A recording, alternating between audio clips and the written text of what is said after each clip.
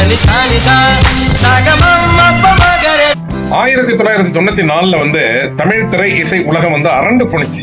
இந்த வாய்ஸை கேட்டுட்டு இது என்ன குரல், இது என்ன வித்தியாசமா இருக்கு அப்படின்னு. அப்புறம் தான் இது வந்து ரைட்டு, ஒரு வடக்கே இருந்து ஒரு பாடகர் வந்து பாடுறாரு அப்படின்னாங்க. இவரை கொண்டு வந்தது ஏஆர் ரகுமான். இவருடைய பெயர் உதித் நாராயணன் அப்படிங்கிறது சொல்லவும் வேண்டுமோ அப்படிங்கிற அளவுக்கு ஒரு பிரபலமான ஒரு பாடகர். அவரை பற்றித்தான் இந்த வீடியோவில் நாம் காணப்போகிறோம்.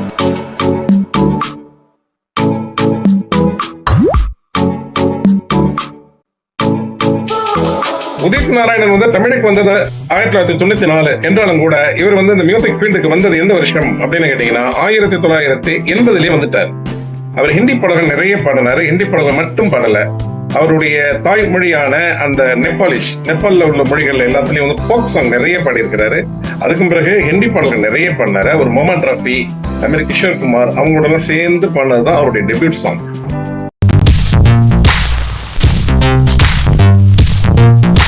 இப்போ நீங்க கேட்டுட்டு இருக்கிறது வந்து தமிழ்ல பண்ண டெபியூட் சாங். சும்மா ஒரு டைட்டில் கெட்டதுக்காக நம்ம போட்டிருக்கிறோம் நம்ம.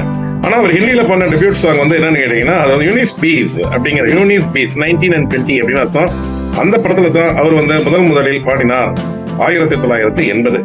அதன் பிறகு அவர் பாடிய தனி பாடல் எந்த படத்துல அப்படின்னு கேட்டீங்கன்னா 1988 தான்.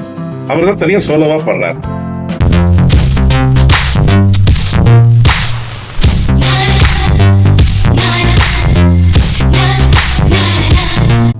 கியாமத் சே கியாமத் டெக் அப்படிங்கிற ஒரு படம், அது ஹிந்தி படம். அது வந்து அமீர் கான், ஜூஹி சாவ்லா அவங்க நடிச்சிருக்காங்க. அந்த படத்துல தான் அவருடைய டெபியூட் சாங் வெளியாகுது.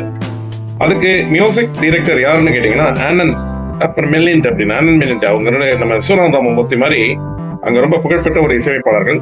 அவர்களிடம்தான் திரு உதித் நாராயணன் அவர்கள் அறிமுகமாக்கிறார்.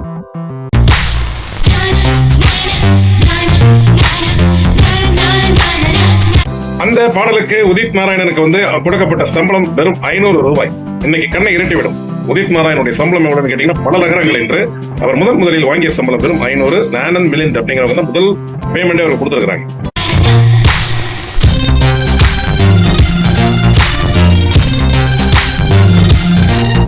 உதித் நாராயணனை வந்து ஒரு கொஞ்சம் குரலை ஒரு குழந்தைத்தனமாக பாட சொன்னதே யாருன்னு கேட்டீங்கன்னா ஆனந்த் மிலிண்ட் தான். அவங்க தான் இந்த மாதிரி நீங்க ஹிந்தி பாடலாக இருந்தாலும் இந்த பாடல்கள் எங்க போய் போறதுனால இதே இந்த நயத்தையே நீங்க வச்சீங்க அப்படின்னு அவங்களுக்கு ட்ரைனிங் கொடுத்தது யாருன்னு கேட்டீங்கன்னா ஆனந்த் மிலிண்ட்.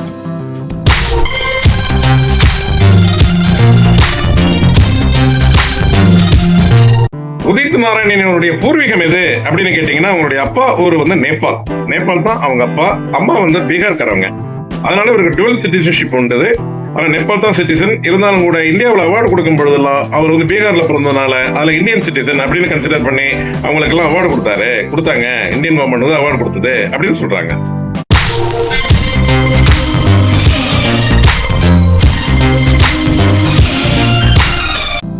உதித்தினுடைய அப்பா நேபாள் அப்படிங்கிறீங்களா, நேபாளில் வந்து பாடியிருக்கிறாரா பாட்டு அப்படின்னு கேட்டீங்கன்னா நிறைய பாடல்கள், நாட்டுப்புற பாடல்கள் நிறைய பாடியிருக்கிறார். ஆல்பம்லாம் வச்சிருந்தாரு. அந்த ஆல்பத்தெல்லாம் எடுத்துட்டு வந்ததுனால தான் அவருக்கு இந்தியில வந்து நிறைய வாய்ப்பு கிடைச்சது அப்படிங்கிறாங்க. ஒருவேளை அவரு நேபாளில் அந்த ஆல்பம்லாம் தயாரிக்காம கஷ்டப்படாம இருந்திருந்தாருன்னா ஹிந்தியில வந்து ஒரு ஈஸியா நுழைஞ்சிருக்க முடியாது அப்படிங்கிறது இசை வட்டாரம்.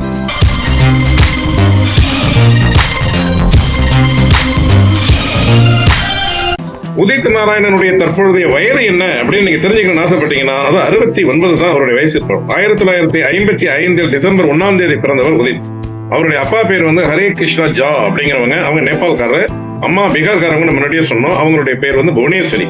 அவங்களுடைய மனைவி பேர் வந்து தீபா. அவங்க பாடகியெல்லாம் கிடையாது, இல்லத்தரசி தான். அவருடைய பையன் பேரு ஆதித்யா. அவர் ஒரு பாடகர். இது அல்லாது அவருக்கு ஏற்கனவே ஒரு மனைவி உண்டு என்று ஒரு செய்தி சொல்கின்றார்கள்.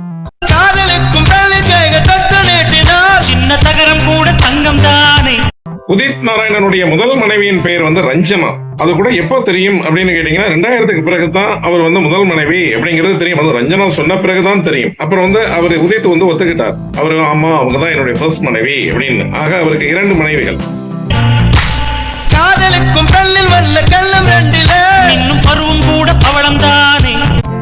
உதித் நாராயணன் வந்து தமிழ் மற்றும் ஹிந்தி இதுல மட்டும்தான் பாடுறாரா இல்ல வேற லாங்குவேஜ் எல்லாம் பாடுறாரா அப்படின்னு கேட்டீங்கன்னா எல்லா லாங்குவேஜிலும் பாடுறாரு. தமிழ், தெலுங்கு, மலையாளம், கன்னடம் எல்லாத்துலயும் பாடுறாரு. அது மாதிரி ஹிந்தியில பாடுறாரு, அது மாதிரி ஒடியால பாடுறாரு, அது மாதிரி அஸ்ஸாமியில பாடுறாரு. அது மாதிரி நேபாளில் வந்து சில லாங்குவேஜஸ் எல்லாம் இருக்கு, மைத்திலி, அப்புறம் என்னென்னமோ ஒரு மொழியெல்லாம் இருக்குது நேபாளில். அந்த மொழிகள் நிறைய ஃபோக் சாங் எல்லாம் பாடியிருக்காரு ஆரம்பத்திலேயே. ஆக நிறைய சற்றேறக்குறை 7 மொழிகளில் பாடும் ஒரே இந்திய பாடகர் என்றால் அது நிச்சயமாக உதித் நாராயணன் தான். சிந்து பேர்வை நிறுத்தமாகும், சின்ன பார்வை மோட்சமாகும். உதித் நாராயணன் வந்து விருதுகள் வாங்கியிருக்கிறாரு, அது அவார்டு ரிவார்ட்ஸ் ஏதாவது நிறைய வாங்கியிருக்கிறாரு. 5 முறை அவர் வந்து ஃபிலிம் ஃபேர் அவார்டு வாங்கியிருக்கிறாரு. அது மாதிரி தேசிய விருதுகள் 4 முறை வாங்கியிருக்கிறதாக கூறப்படுகிறது. என்ன சொல்ல போனா 20 டைம்ஸ் வந்து இவருடைய நேம் வந்து ரெக்கமெண்ட் ஆகியிருக்குது, அதாவது சிபாரிசு செய்யப்பட்டிருக்கிறது. இவர் ஏன்னா ஒரு பெருந்தன்மையுடன் வளரும் பாடகர்களுக்கு வந்து நான் வழிபடுகின்றேன் என்று சொல்லி சில பேர் இவரே ரெக்கமெண்ட் பண்ணியிருக்கிறாரு. ஆக நிறைய அவர் தேசிய விருது ஜனாதிபதிட்ட வந்து பத்மபூஷன் விருது வாங்கியிருக்கிறாரு. ஆக விருதுகள் நிறைய வாங்கியிருக்கிறாரு உதித் நாராயணன். காதலின் சங்கீதமே பூமியின் பூபாளமே. உதித் நாராயணன் வந்து தமிழுக்கு வந்தது எப்படி, அதாவது தானா அவர் பாட வந்தாரா அல்லது அவர் வந்து யாராவது போய் அழைச்சிட்டு வந்தாங்களா அப்படின்னு நிச்சயமா ஒரு எக்ஸ்பென்சிவ் சிங்கர். அவர் வந்து தமிழ்நாட்டுக்குலாம் வந்து பாடுறதுக்கு வந்து அவரா வரல, அவர் போய் அழிச்சு தான் வந்தாங்க. அதுக்கு காரணம் வந்து ஏஆர் ரஹ்மானுக்கு வந்து முன்னாடியே பரிச்சயமானவர், அவர் தெரிந்தவர், அறிந்தவர் யாரு உதித் நாராயணன். ஏன்னா அவருடைய பாடல்லாம் வந்து ரெக்கார்டிங், அந்த ரீ ரெக்கார்டிங்லாம் பண்ணும்பொழுது அவங்க 2 பேரும் ஒன்றாக பணியாற்றி இருக்கின்றார்கள். அதனால உங்க வாய்ஸ் வந்து இங்க தமிழுக்கு voice is record to Tamil அப்படின்ட்டு ஒரு ப்ளீட் வச்சதாகவும், அதுக்கு வந்து இல்லைங்க அது ரொம்ப ப்ரொனவுன்ஸ் பண்றது ரொம்ப சிரமம் அப்படிங்கிறாங்க, இல்லையே நான் எப்படி பாட போறேன்னு தெரியலையே அப்படின்னாங்க. இல்ல பரவாயில்ல, நீங்க எப்படி பாடினாலுமே தமிழர்கள் ஏத்துக்குவாங்க, நீங்க வாங்க அப்படின்னு பாட வச்சது ஏஆர் ரஹ்மான் தான். அந்த பாடல் இடம்பெற கேட்டுட்டு இருக்கிற பாடல் இந்த த்ரெட் போயிட்டு இருக்கு பாத்தீங்களா, இது ஃபர்ஸ்ட்ல இருந்து சில பேர் என்ன சொல்லுவாங்கன்னு கேட்டீங்கன்னா ஒரே பாட்டை அப்படி பாட்டு இருக்காங்களே அப்படின்னு கேட்பாங்க. இந்த பாட்டு வந்து அவருடைய டெபியூட் சாங் இன் தமிழ், அதான் கேட்டுட்டு இருக்கிறீங்க நீங்க இப்ப. சங்கீதமே பூமியின் பூபாளமே. உதித் நாராயணன் வந்து அதாவது டக்குன்னு ஒத்துக்கிட்டது காரணம் என்னன்னு கேட்டீங்கன்னா, இங்க பிரபுதாவுக்காக நீங்க வாய்ஸ் கொடுக்க போறீங்க அப்படின்னு அவர் சொன்னது ஒரு காரணம். அடுத்து எஸ்பி பாலசுப்ரமணியம் அவருடைய மகள் அதை வந்து பல்லவி 2 பேரும் பாடுறாங்க. அதுல வந்து நீங்க ஒன் ஆஃப் த சிங்கர் ஒரு இதை தான் பாட போறீங்க. நீங்க சோலோ கூட நான் பிகினிங் நாங்கனால நான் தனியா தரல, நானே நீங்க வந்து எல்லாரும் சேர்ந்து பாட போறீங்க, அது எஸ்பிபியோட கூட பாட போறீங்கன்னு ஒரு ரெட்டிப்பு சந்தோஷம் ஆயிடுச்சு. உடனே என்ன சொல்லியிருக்காரு, கேட்டி குஞ்சுமோன் தான் அந்த படத்தினுடைய தயாரிப்பாளர், அவர்கிட்ட போய் ஏஆர் ரஹ்மான் கேட்டிருக்கிறாரு, இந்த மாதிரி உதித் நாராயணன் நம்ம பாட வைக்க போறோம் அப்படின்னா அவரு பயங்கர சந்தோஷம், உடனே அழிச்சு வந்துருங்க அப்படின்ட்டாங்க. அப்புறம் தான் இவர் வந்து உதித் நாராயணன் முதலில் நாம் இந்த காதலன் என்கின்ற படத்திற்கு தன்னுடைய வாய்ஸை அவர் இம்போர்ட் பண்ணினார்.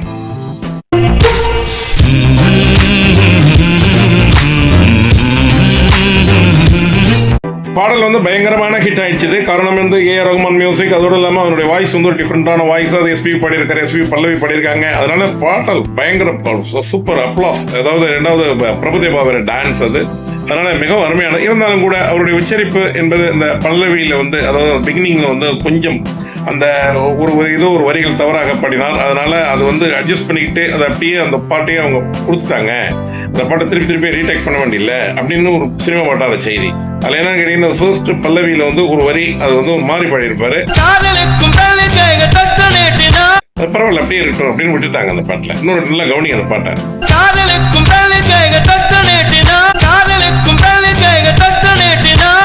ஆக காதலன் அப்படிங்கிற படம் வந்து 1994 ரிலீஸ் ஆனது அப்படின்னு சொன்னோம். அடுத்த ஆண்டே, அதாவது 1995 ஒரு சூப்பர் ஸ்டாருடைய படம் வந்து அப்படி பண்றாங்க. அதுக்கும் உதித் நாராயணன் பாட வைக்கலாமே அப்படிங்கிற சூப்பர் ஸ்டார் தான் அவர் ரஜினிகாந்தை சொன்னதாகவும், அதனாலேயே மீண்டும் ஏஆர் ரஹ்மான் வந்து உதித் நாராயணனை பாட வைத்திருந்தார். முத்து அப்படிங்கிற படம் ரொம்ப அருமையான படம். இதுல வந்து கிழக்காசிய நாடுகளெல்லாம் பயங்கரமான ஹிட்டான படம். இந்த பாட்டு வந்து அதுக்கு பிறகு வந்து எல்லா இடங்களிலும் ஹிட், அதுவும் குறிப்பா கிழக்காசிய நாடுகள்ல பயங்கரமான ஹிட் இந்த பாட்டு.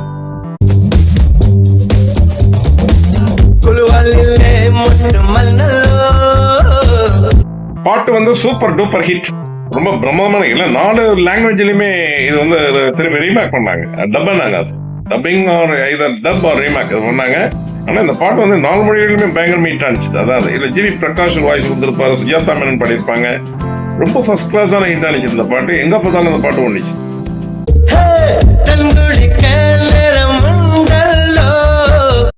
அதுக்கப்புறம் தொடர்ந்து வர்றாரு வருஷம். அது 96, 97 அப்படியே ஒரு கோயம்புத்தூர் மாப்பிள்ளை அப்படின்னு ஒரு படம், அது ரட்சகன் அப்படிங்கிற படம். அப்புறம் நிறைய மிஸ்டர் ரோமியோ அப்படிங்கிற படம், கண்ணெதிரே தோன்றினால்.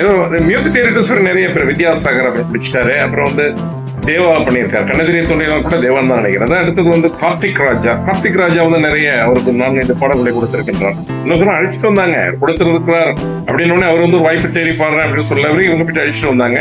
அதுல இந்த கார்த்திக் ராஜாவுடைய படங்கள்ல 98 வந்த படம் கமல்ஹாசனோட நடித்த படம் காசு மேலே காசு வந்தே அப்படிங்கிற பாட்டு வந்து ரொம்ப பிரமாதம் கலக்கியது.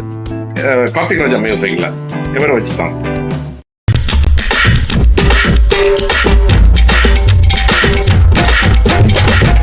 இது கோ வாய்ஸ் வந்து கமல்ஹாசன் வேறையா, பயங்கரமான ஒரு சந்தோஷம் அவருக்கு. யாருக்கு ரொம்ப தமிழ் மேல ஒரு அஃபெக்ஷன் ஆயிட்டாரு உதித் நாராயணன். நிறைய பாடல்கள் வருஷம் பாடிட்டு இருந்தாலும் கூட இந்த 98 வந்து கமல்ஹாசனோடு சேர்ந்து ஒரு பாட்டு பாடுறாரு அப்படிங்கும்போது ரொம்ப சந்தோஷமா. அதே மாதிரி அந்த பாட்டு பயங்கர ஹிட் ஆனிச்சது. இவர் ரொம்ப பேஸ் யாரு கமல்ஹாசன், அவருடைய ஒரு ஷார்ப் ஒரு ரொம்ப ஒரு மாதிரியான வாய்ஸ் அது ரொம்ப சூட் ஆகுமா அப்படின்னு கூட பயந்தாங்க ஆரம்பத்தில். கார்த்திக் ராஜா தான் மியூசிக். அது படம் பக்கா படம் ஹிட்டு, அதோட பாட்டு வந்து பயங்கரமா ஹிட் ஆயிடுச்சு. காசு மேலே காசு வந்தே கொட்டுகிற நேரம் இதே, வாசு கருவ ராசு லட்சுமிய தட்டுகிற வேலை இது.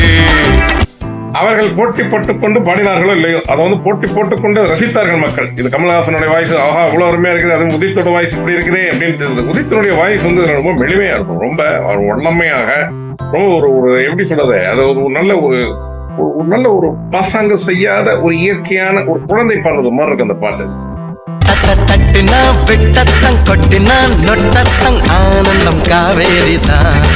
அப்புறம் அடுத்தடுத்து நிறைய படங்கள் அவருக்கு அன்புடன் அப்படிங்கிற படம் பண்ணாரு, ரித்தம் அப்படின்னு பண்ணாரு, அப்புறம் நாமிருவர் நமக்கிருவர் எல்லாம் அடுத்தடுத்து பண்ணாரு.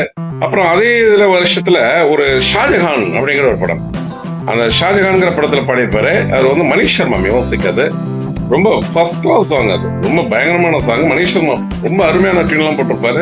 இவருடைய வாய்ஸ் ரொம்ப பிரமாதமா இருக்கும். அதுல அதுக்காக மற்ற படங்கள் இல்லை அப்படின்னு இல்லை, எல்லா படத்திலும் நல்லா இருக்கும்.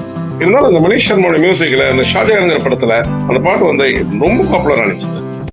அச்சச்சோ பொன்னகை ஆழ்த்தினும் பொன்னகை கைக்குட்டையில் நான் பிடித்த கையோடு மறைத்துக் கொண்டேன்.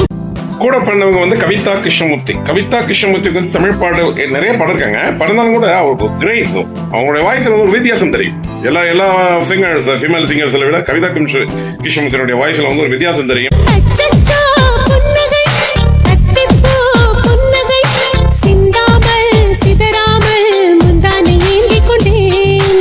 அப்புறம் அடுத்தடுத்து நிறைய திரைப்படங்களில் பாடுகிறார். அதாவது சமுத்திரம் அப்படிங்கிற பாடத்தில் பாடுறாரு. அப்புறம் உள்ளம் கொள்ளை போக்குதே அப்படிங்கிற அள்ளி தந்த வானம், அப்புறம் தூள், இப்படி இன்னும் வில்லன் அப்படிங்கிற படம் இதெல்லாம் பாடுறாரு. அப்புறம் ஒரு நோட்டபிள் ஒரு இது என்னன்னு கேட்டீங்கன்னா, ஒரு ஃபர்ஸ்ட் கிளாஸான ஒரு படம் வந்து 2004 தான். 2004 வந்து ரன் அப்படிங்கிறது சூப்பர் சாங். எல்லாமே சூப்பர் சாங் தான். இது சுப்ரீம் சாங். இந்த பாட்டு அருமையான பாட்டு, ரொம்ப பிரமாதமான படம், நல்ல படம், ஓடின படம். அந்த படத்துல வந்து மாதவன் ஃபர்ஸ்ட் கிளாஸ் நடிச்சிருப்பாரு. ரெண்டாவது கதை அம்சம் நல்லா இருக்கும், திரைக்கதை அதெல்லாம் ஒரு அடுத்ததுலயே நம்ம வந்து சாங் பத்தி பாக்குறோம்.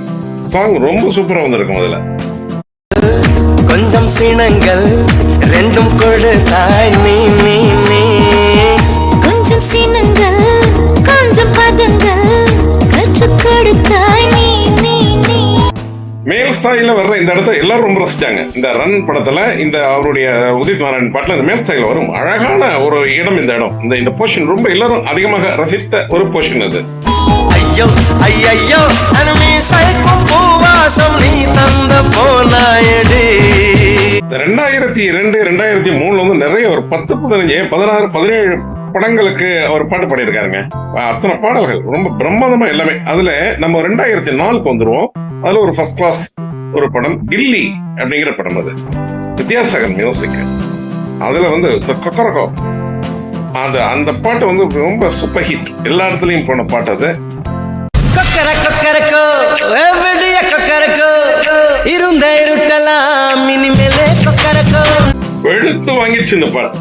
ஆமா, எங்க நீங்க ரேடியோவில் திறந்தாலும் சரி, நீங்க எங்க ரோட்ல போனாலும் சரி, நீங்க எந்த கடைக்கு போனாலும் சரி, இந்த பாட்டு தான் பக்கா 2004 ஃபர்ஸ்ட் கிளாஸான ஹிட்டான சாங் அது. இதுல வந்து ரொம்ப நிறைய பாடல்கள் இருக்குது. அவருடைய பாடல்கள் 2004 முடிஞ்சிட்டு இல்லை, அது நிறைய நேரமும் இல்லை. நான் ஒவ்வொரு பாட்டையும் லிஸ்ட் பண்ணி அவர் அனோட்டேட் பண்றதுதான் ரொம்ப ஒரு 2 மணி நேரம் 3 மணி நேரம் நம்ம பண்ணணும். நம்மளும் சேர்ந்து உதித் நாராயணனுடைய ஒரு இதை பத்தி நம்ம சின்ன கிளிப்பிங்ஸ் தான் பார்த்தோம். என்னோட சேர்ந்து பார்த்தமைக்கு நன்றி. உங்களுடைய கமெண்ட்ஸ் உங்களுடைய பதிவு பண்ணுங்க. இது நல்லா இருக்கா நல்லா இல்லையா அப்படிங்கலாம் சொல்லுங்க. உங்களோட positive negative whatever it may be your comments may be impressed in the comment box. Okay, நன்றி. Thank you very much for your having watch this show. உங்களுக்கு அன்பு வணக்கம் கூறி விடைபெற்றுக் கொள்வது மகேந்திரன் குளோபல் டிவியில் இருந்து. நன்றி, வணக்கம்.